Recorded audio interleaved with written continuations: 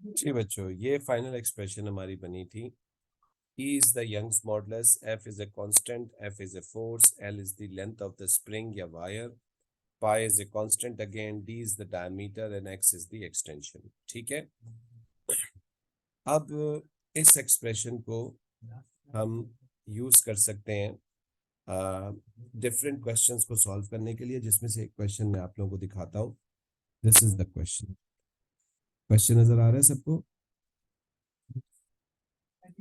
जी। जी sir. A wire stretch 8 millimeters under load of 60 न्यूटन्स। एक वायर जो है हमने स्ट्रेच की है 8 मिलीमीटर, जब हमने उस पर कितना लोड लगाया है 60 न्यूटन्स का। A second wire of same material, same material का मतलब मटेरियल कांस्टेंट सेम, यानी क्या चीज same? Young's modulus, with half of the diameter. इस वायर का डायमीटर कितना है? आधा। And quarter of the original length, इसकी लेंथ पिछली वायर की लेंथ के क्वार्टर है, of the first wire is stretched by the same load. Assuming that Hooke's law obey, what is the extension in the new wire? तो भाई new wire के अंदर कितनी एक्सटेंशन होगी वो निकालिए। अभी अभी हमने एक्सप्रेशन बनाई है E is equal to 4FL upon pi D square x. ये एक्सप्रेशन हमने बनाई है। ठीक है जी। तो इस एक्सप्रेशन को यूज करके हम दूसरी वायर के लिए न्यू एक्सटेंशन को कैलकुलेट कर सकते हैं। बाय द वे, पहली वायर का डायमीटर जो भी था, दूसरी वायर का डायमीटर उसके हाफ है। तो हम एक काम कर लेते हैं, हम इस तरीके से कंसिडर कर लेते हैं फर्स्ट वायर। ऑल्दो इस सवाल को करने के कई तरीके हैं, लेकिन मैं आपको इसको एक तरीके से करके दिखाता हूँ। फर्स्ट वायर के डायमीटर को हम ले लेते हैं 1। कितना कंसिडर कर लेते हैं? 1। तो सेकंड वायर का डायमीटर कितना हो जाएगा? D इज इक्वल टू 1/2, आधा। फर्स्ट वायर की लेंथ को हम कंसिडर कर लेते हैं 1।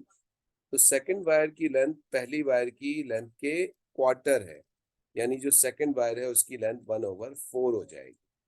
ठीक है जी। पहली वायर के अंदर एक्सटेंशन कितनी है? 8 मिलीमीटर, और पहली वायर पे फोर्स हमने लगाया है 60 न्यूटन का। दूसरी वायर के अंदर भी एक्सटेंशन हमें निकालनी है, अननोन है, और उसके ऊपर भी हमने सेम लोड लगाया है, विच मीन्स कि इसके अंदर भी 60 न्यूटन का ही लोड लगाया है। तो आपसे ये कह रहे हैं कि अब इसकी एक्सटेंशन निकालनी है। देखें, एक चीज हमें नहीं पता सवाल के अंदर, वो है Young's modulus.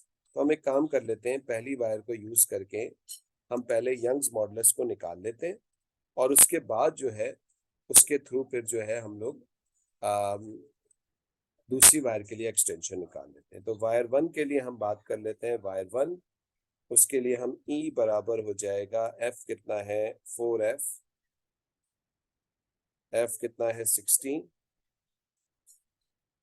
Multiply by L1 ले लिया हमने, पाई, और D कितना ले लिया? 1 स्क्वायर, और एक्सटेंशन कितनी है उसके अंदर? 8 की।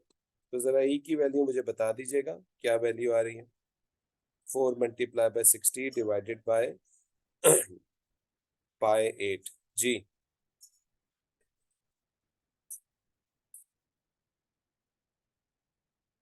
फ्रैक्शन में ही आंसर बता दीजिएगा, don't give me the answer in decimals. क्या आंसर आ रहा है भाई?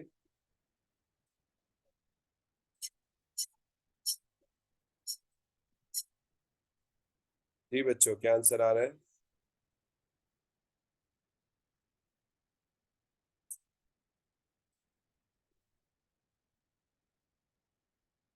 आयशा, इमाद, हुदा, जैद, बेटा क्या आंसर आ रहा है?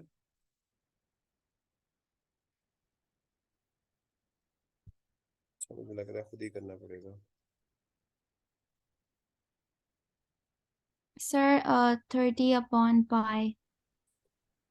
30/पाई। Yes, sir.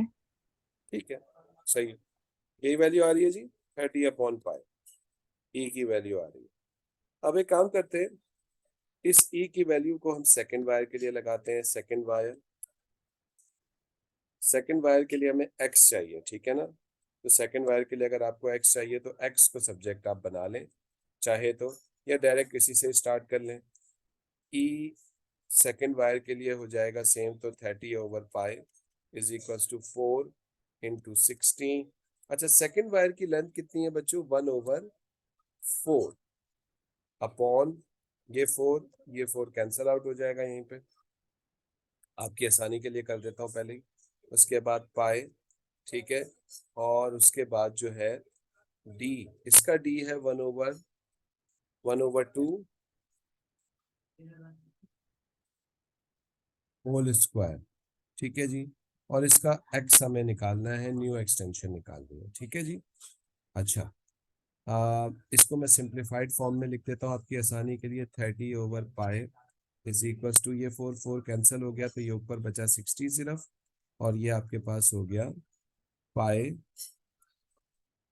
x/4, ठीक है बच्चों। 4 इसलिए हो गया क्योंकि 1/2 का स्क्वायर जब आप करोगे तो 1 का स्क्वायर 1 ही रहेगा, लेकिन 2 का स्क्वायर 4 हो जाएगा, ठीक है।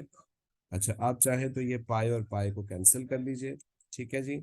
और ये जो पूरी की पूरी टर्म है इसको आप इस साइड पे ले जाइए, तो ये हो जाएगा 30 मल्टीप्लाई बाय x/4, ठीक है, इज इक्वल टू 16। तो ये हो जाएगा 0 0 कैंसिल हो जाएगा। और अब आप इसको x के लिए क्या करें, 6 को मल्टीप्लाई बाय 4 करके डिवाइडेड बाय 3 कर दें। What is 6 multiply by 4 and divided by 3? बताइएगा क्या आंसर आ रहा है।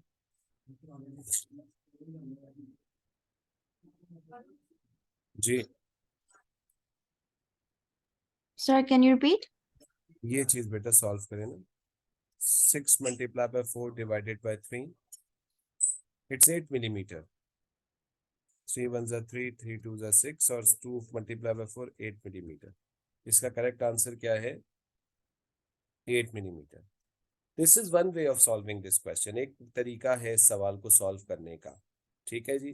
But there is a even shorter way of solving this question. इस क्वेश्चन को इससे ज्यादा शॉर्ट वे में हम सॉल्व कर सकते हैं, मोर क्विकली हम सॉल्व कर सकते हैं, ठीक है, ज्यादा तेजी से हम इसको सॉल्व कर सकते हैं। अगर हम लोग पाई 4 और जो जो चीजें कांस्टेंट है उनको कांस्टेंट लेके एक्सटेंशन का सिंपल लेंथ और डायमीटर से रिलेशन बनाए।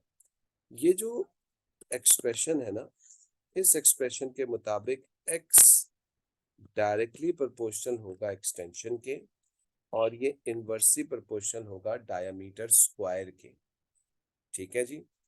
तो ये भी एक तरीका है इस सवाल को सॉल्व करने का कि आप यूनिटरी मेथड लगा लें, यूनिटरी मेथड से आप इस क्वेश्चन को सॉल्व कर लें, तो उससे ये क्वेश्चन क्विकली सॉल्व हो जाता है एज कंपेयर ये जो आपके पास इतना लंबा चौड़ा हमने इसमें मेथड किया है उसके मुकाबले में। Although this is more scientific way, more scientifically more, जिसे कह सकते हैं हमारे पास कंफर्म्ड है कि हाँ जी ये बिल्कुल ठीक है। अदरवाइज उस तरीके से भी इस सवाल को सॉल्व किया जा सकता है। मैं उस तरीके से भी सॉल्व करके दिखाता हूँ अभी आपको इस सवाल को, ठीक है। आप लोग इसको कॉपी करें, फिर मैं इसको दूसरे तरीके से भी करके दिखा रहा हूँ इस सवाल।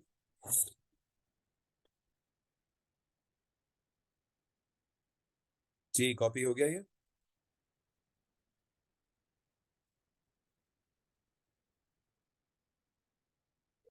जी सर।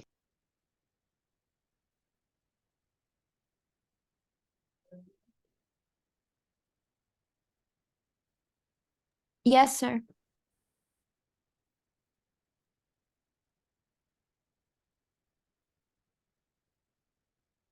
जी इमाद, कॉपी हो गया बेटा, हुदा। जी सर।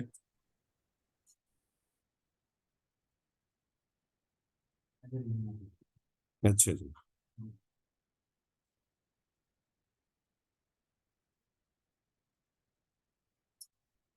इक्वेशन है E इज इक्वल टू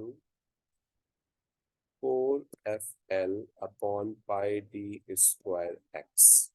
अगर आप गौर से देखें इस एक्सप्रेशन को, x को मैं इधर ले जाता हूँ तो ये हो जाएगा आपके पास XE is equal to 4FL upon pi D square.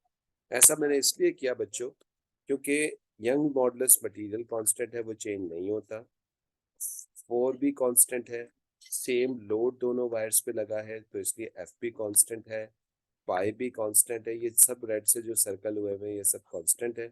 तो इसका मतलब ये है कि हम ये कह सकते हैं कि x is directly proportional to L/d², या हम इसको यूं भी लिख सकते हैं x is equal to L/d²। Constants को आप हटा के क्वेश्चन को इजीली सॉल्व कर सकते हैं। अब देखें ये होगा कैसे।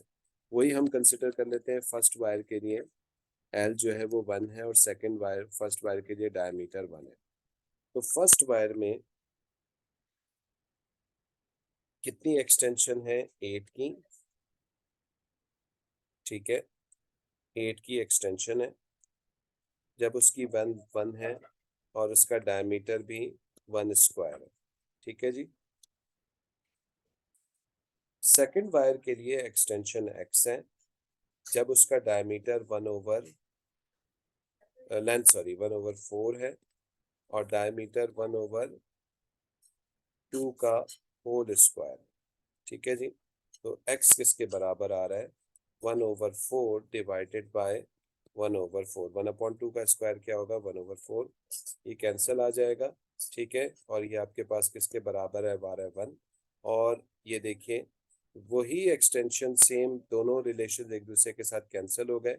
रेशियो किसका आ रहा है? 1 का रेशियो आ रहा है।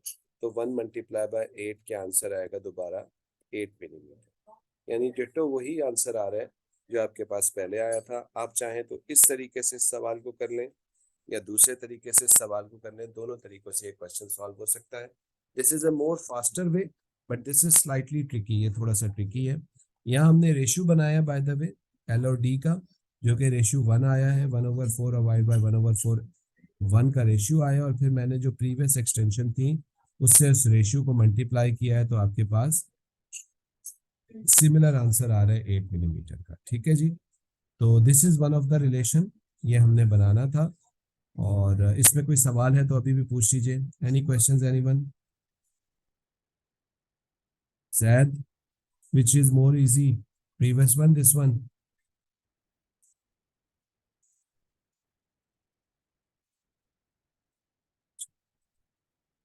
क्या हो गया भाई, बात करने का भी मूड नहीं रहा मुझसे। ऐशा, खुदा, Yes, sir. कौन सा आसान है, प्रीवियस वाला ये वाला? Sir, I think previous wala.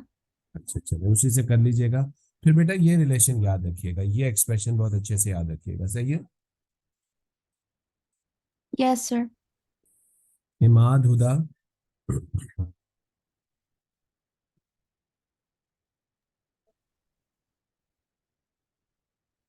अच्छा जी, कॉपी हो गया ये यस यहाँ सर। तक? आप सबकी बैटरी जी जो है ना सर। बिल्कुल खत्म हो चुकी है, बिल्कुल, ठीक है ना। चले यहाँ रोक लेते हैं हम। ओके भाई, टेक केयर एवरीवन, अल्लाह हाफिज। Allah